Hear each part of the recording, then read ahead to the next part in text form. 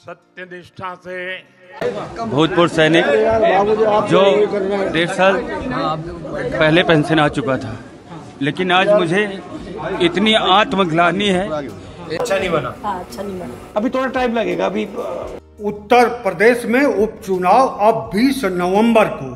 किसकी मजबूरी? चुनाव आयोग की, जनता की, राजनीतिक पार्टियों की या सरकार की? तारीख पे तारीख का चक्कर क्या है? अब 20 नवंबर को उत्तर प्रदेश में उपचुनाव में हो रहे 9 विधानसभाओं में मतदान होगा। चुनाव आयोग द्वारा कई बार बदलती तारीखों के बाद यह 20 नवंबर की तारीख आई है। अब यह नहीं बदलेगी। चुनाव आयोग की तरफ से कोई गारंटी इसकी नहीं दी गई है। मतलब साफ है, सरकार ही गारंटी दे सकती है। चुनाव आयोग सरकार के अंदर है, सरकार चुनाव आयोग के अंदर नहीं है। तारीख पे तारीख देने की वजह से चुनाव आयोग स्वतंत्र है, इस पर कोई सवाल ना करे तो भी स्पष्ट हो रहा है। चुनाव आयोग का हर निर्णय दबाव में ही लिया गया साफ प्रतीत हो रहा है। जब स्वतंत्र चुनाव आयोग पर ही शंका हो, तब लोकतंत्र के सारे पहिए संविधान के अनुसार कार्यरत हैं, इसकी गारंटी तो एकदम नहीं है। भारतीय संविधान के मुताबिक भारत एक धर्मनिरपेक्ष देश है, लेकिन आज आजादी के 78 वर्षों बाद 2024 में हिंदू खतरे में बताए जा रहे हैं। भारत के संविधान में धर्म का राजनीति में प्रयोग खतरनाक बताया गया है और ऐसे दल को जो धर्म का राजनीति में उपयोग करे, उस दल को चुनाव लड़ने की अनुमति भारतीय संविधान के अनुसार नहीं मिलनी चाहिए। इसी को आधार बनाकर आप पार्टी के राज्यसभा सदस्य संजय सिंह ने कहा है कि भाजपा से देश को खतरा है। भाजपा पार्टी की मान्यता खत्म होनी चाहिए, लेकिन कौन करेगा खत्म? चुनाव आयोग भारत का खुद अपना अस्तित्व बचाने की मुद्रा में कार्यशील है।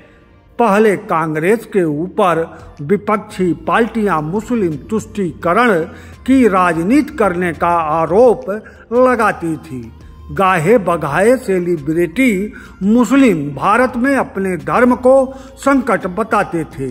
आज 2024 में जब हिंदुत्व की तथाकथित राजनीति करने वाली पार्टी भाजपा 10 वर्षों से लगातार सत्ता में है, तब यह हवा में फिजा में कैसे घूम रहा है कि हिंदू खतरे में है।